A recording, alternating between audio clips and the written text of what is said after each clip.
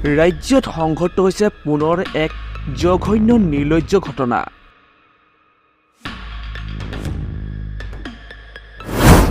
এইবাৰ পিতা আৰু পুত্ৰই মিলি ধৰ্ষণ কৰিলে 13 বছৰীয়া কিশোৰীক। বঙাইগাঁৱত সংঘটিত হৈছে এই জঘন্য ঘটনাটো। পিতৃ আৰু পুত্ৰই মিলি ধৰ্ষণ কৰিলে এগৰাকী 8ম শ্ৰেণীৰ নাবালিকা ছাত্ৰীক। ইতিমধ্যে আৰক্ষীয়ে আটক কৰিছে লম্পট পিতৃ 72 বছৰীয়া হৰি বৈষ্ণৱক।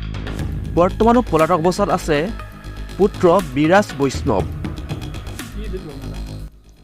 আজি ৰাতিপুৱা জানিব পৰা মতে আমাৰ 90টা মাৰিৰ গাঁৱৰে এজন মহিলা, তেওঁ মাতৃ হৈ ছোৱালীজনৰ এই নাবালিকা ছোৱালী এজন ধৰ্ষণ কৰিছে। বুঢ়াজনৰ বয়স হ'ব 72 বছৰ আৰু তেখেতৰ ল'ৰা এজন আছে। ল'ৰাজন এই পৰ্টেল নিউজৰ ৰিপৰ্টাৰ কৰি ঘূৰি ফুৰে। কি নাম? বিৰাজ বৈষ্ণৱ।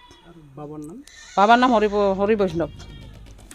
ছোৱালীজনক মানে টকা পইচা দি মাজে সময়ে সেনেকৈ বেয়া কাম কৰে আৰু কৈছিল যে এই কথাটো তোমাৰ মা দেউতাকৰ আগত ক'লে 1 বছৰীয়া এজন সৰু তেওঁৰ ভণ্টি আছে, তেওঁক মাৰি পেলাওঁ বুলি তেওঁক ধমকি দিছিল।